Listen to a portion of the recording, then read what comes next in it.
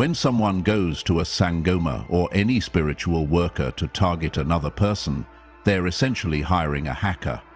But instead of breaking into computer systems, and just like a hacker needs specific information to breach your accounts, your IP address, your security questions, your patterns, a spiritual worker needs specific information about your energetic signature to successfully lock onto you and plant their program.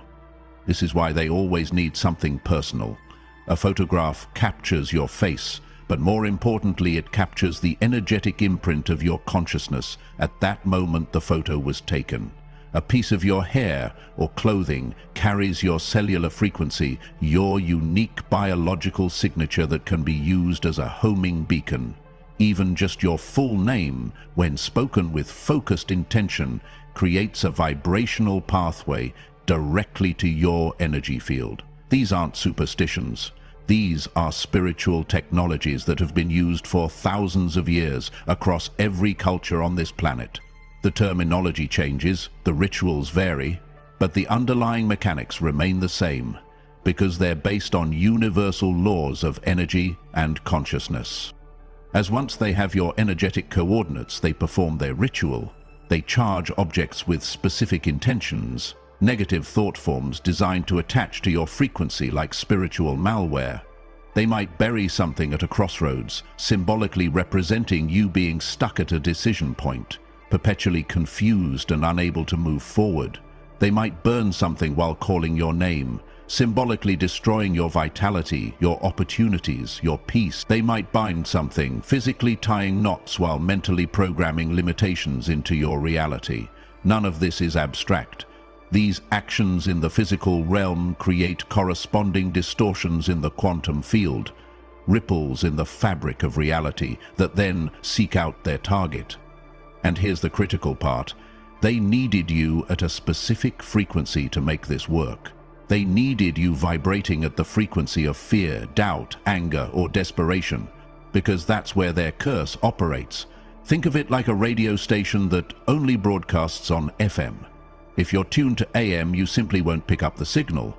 Most curses and negative spiritual work are designed to operate in the lower emotional frequencies because that's where most people spend most of their time. That's where humanity has been collectively programmed to exist. So when they sent their attack, they calculated it based on your old frequency, your old patterns, your old way of being. They locked onto the you that existed before your transformation, and that's exactly why it can't touch you now. What happened to you wasn't gradual.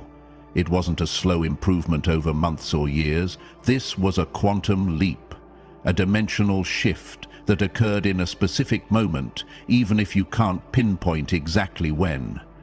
Maybe it was during a breakdown that felt like a breakthrough. Maybe it was the night you finally surrendered, stopped fighting, and just let everything fall apart. Maybe it was when you made a decision that terrified you, but felt undeniably right in your soul. In that moment, something inside you fundamentally changed. Not metaphorically, literally. Your brainwave patterns shifted. Your heart's electromagnetic field recalibrated. Your cellular structure began resonating at a frequency it had never sustained before. This is what the ancient teachings call enlightenment, what modern science is beginning to measure as coherence, and what you're experiencing as this strange new peace mixed with power. Your consciousness has moved from survival mode to creation mode. Your energy is no longer scattered across 1,000 worries, regrets, and fears. It's become focused, unified, coherent. And coherent energy is exponentially more powerful than fragmented energy. When a laser focuses light into a single coherent beam, it can cut through steel. When your consciousness becomes coherent, it cuts through the limitations that used to define your reality. Here's what's happening in practical terms. Before, your energy field was like a radio playing static, easy to interfere with, easy to jam, easy to manipulate. Anyone with basic knowledge of spiritual work could slip their frequency into your field because there was no clear signal to resist them. But now, your field is broadcasting a clear, strong signal. Your frequency is locked in, stable, and amplified. When that Sangoma's curse tries to approach your energy field now, it encounters a wall of coherent light. It's like trying to hack into a system that's been completely rebuilt with quantum encryption. The old passwords don't work. The old backdoors have been sealed. The old vulnerabilities have been patched. You're operating on a completely different operating system now. This is why you've been feeling different lately. Why certain people can't seem to look you in the eye anymore. Why toxic situations that used to drain you for weeks now barely register in your awareness. Why opportunities are starting to appear out of nowhere. Why your intuition has become razor sharp. Why you're sleeping better despite having the same problems you had before. Your frequency changed, and when your frequency changes, your entire reality has to reorganize itself to match. The curse can't find you because you're not where you used to be. You've moved, you've upgraded, you've ascended to a bandwidth they don't have access to. And the best part? They don't understand what happened.